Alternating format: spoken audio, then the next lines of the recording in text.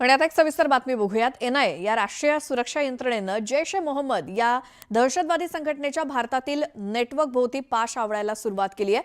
महाराष्ट्रासोबतच 5 राज्यांमध्ये 19 ठिकाणी झालेल्या छापेमारीत पाकिस्तानच्या संपर्कात असलेल्या 3 युवकांना ताब्यात घेतलंय। पाहूयात न्यूज 18 लोकमतचा हा खास रिपोर्ट।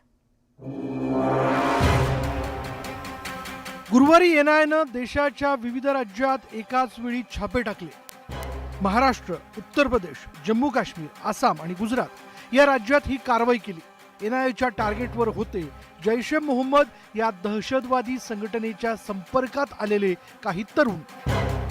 अमरावती, भिवंडी आणि छत्रपती संभाजीनगरमधून तिघांना एनआयएनं ताब्यात घेतलं।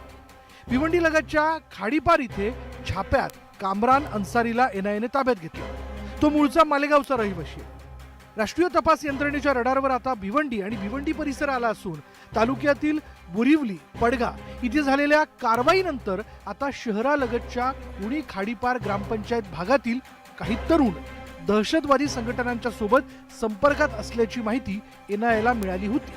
त्यावरून ही कारवाई करण्यात आली। खोनी ग्रामपंचायत हद्दीतीला डोंगरपाडा या इमारतीमधून कामरान अन्सारी या एनआयएच्या पथकाने संशयित म्हणून अटक केलेला आहे। एनआयए कामरान अन्सारी याचं नेमकी कोणत्या दहशतवादी संघटनांशी संपर्क होता का किंवा आहे का, अजून देशविरोधी कारवाया करणाऱ्या कोणत्या संघटनांकडून तो प्रशिक्षण घेत होता का, भिवंडी तालुक्यातील पडगा असेल किंवा भिवंडी शहरातील असेल, हे अशा वारंवार घटना घडत आहेत। इकडे अमरावतीच्या छायानगर भागातील 23 वर्षीय मोहम्मद मुसेफ शेख इसा या युवकाला एनआयएनं ताब्यात घेतलंय। त्याच्या घराच्या झडतीत एनआयएच्या पथकानं एक रजिस्टर जप्त केलंय। त्यामध्ये काही कोड नंबर आणि पाकिस्तानातील काही व्यक्तींचे नंबर आढळून आल्याचं पोलीस सूत्रांनी सांगितलंय। त्याची 14 तास चौकशी करण्यात आली आहे। अमरावती शहरात सुद्धा काल रात्री एनआयएच्या पथकानं जो छापा टाकलेला, एनआयएचे काही अधिकारी जे आहे ते काल अमरावतीमध्ये रात्री उशिरा 2 ते 3च्या सुमारास दाखल झाले आणि त्यांनी अमरावती पोलीस आयुक्तालयातील क्राईम ब्रँचचे काही पोलिसांचं पथक आणि इंटेलिजन्स ब्युरोचं पथक यासह त्यांनी अमरावतीच्या छायानगर भागात छापा टाकला। या छाप्यामध्ये त्यांनी छायानगर परिसरातील एका युवकाला ताब्यात घेतलेला आहे। दरम्यान मोहम्मद मुसेफच्या पालकांनी मुलगा निर्दोष असल्याचा दावा केला। मेरा बच्चा बोले मैं बेकसूर हूँ, मेरा किससे ताल्लुक नहीं, मैं किसके लेने में नहीं है, देने में नहीं है। साहब क्यों नहीं बोले, हमको सबूत होना, बोले तेरा सबूत होना, ये मोबाइल सबूत है बोले तेरा। उसके मोबाइल में कुछ नंबर मिले थे बोले पाकिस्तान के, ऐसा कुछ उन्होंने कहा आपको? हाँ, मोबाइल में जैसा नंबर अल्लाह आलो के नंबर है।